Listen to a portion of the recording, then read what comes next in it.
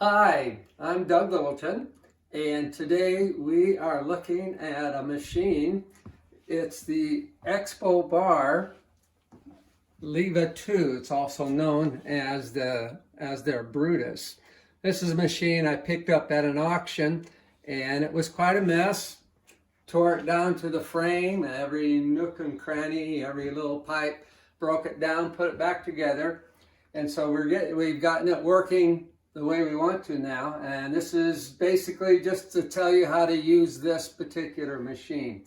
You'll notice over here that this machine has what is called a PID. This is a little electronic device that controls the temperature of the brew boiler. I have it set at 200. Now you can change this by simply pressing the down button where it says program, and then you can go up with the temperature or you can go down with the temperature. So I like to have it at 200 right now. Let it go, and that'll be the setting for your machine. Also, we have the steam boiler set between 1 and actually it's about 1.2 bars on the steam boiler. It'll overshoot it with the pressure stat, so it goes between 1 and 1.5, which is a pretty good range for this.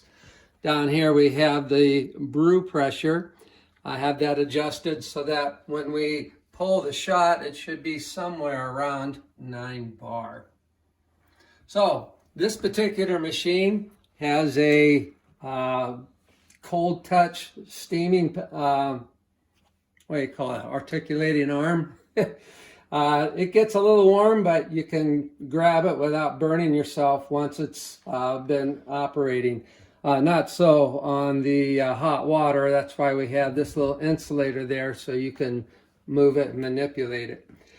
These turnstiles are very sensitive. You don't have to crank down on them much at all. You just barely shut it and they're shut off. And the same along with the hot water.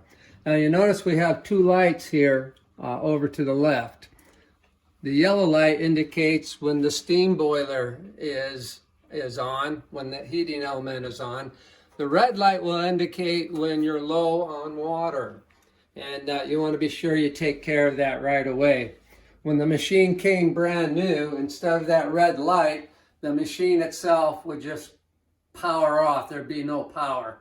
I didn't like that because you could be in the middle of a pole and all of a sudden the machine goes off and the first thing you're thinking, uh-oh, what went wrong now? This way there's enough water left in the water tank to finish your pole, and then you can put more water within that pole. Let's see here. Of course, the master switch up here, it's a double pull, double throw switch. Simply turn that on. You want the machine on for almost an hour if you want to make sure that it's warmed up to the place where you're going to get a good shot with it. They say you can go as short as 20 minutes, but I don't like that. I like to give it a longer warm-up time. All right, let's see. Have I missed anything? Oh, yeah. This machine is a little funny with its drip tray and the grill here. Is that you have to pull this up and then to pull this out, and they come apart like this. And then to put it back together, you have this lip right here, and this lip is designed to go behind this lip here. So it's not really as simple as 1, 2, 3, but you want to center it, bring your drip tray in, and then it locks it in place. So then doesn't go anywhere on you, and that lines up the drain hole with your group head discharge. All right, I have my milk prepared. I have the coffee puck prepared. So let's do a poll, shall we? Now on this machine, I learned that you want it to run for about 7 seconds with the purge. 3, 4, 5, 6, 7. That way we get the boiler temperature really up to the group head. You'll notice that the water stayed dispersed. That means we have a really nice dispersion screen on this group head. It doesn't funnel into a single stream like many of them do.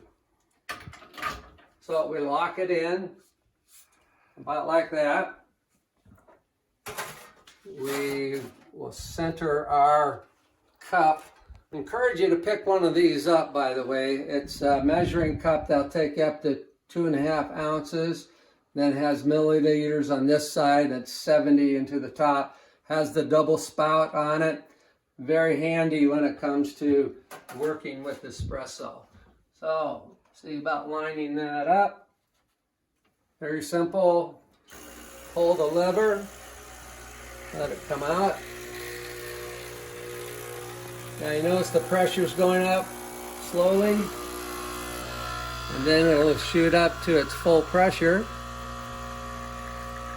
What's happening here is that this bottom part of the group head, that's a pre-infusion chamber. That's designed to let the puck get wet before you actually do the pull. There we go. Nice little pull. So, this is how we use the Brewtus or the Expobar Leva II double boiler machine. 2 gauges on it, one for the steam boiler, one for your brew pressure. Has a PID so you can experiment with the temperature. The beautiful thing about this is that your brewing temperature stays consistent throughout the entire shot. You aren't moving from, say, 200 down to 195.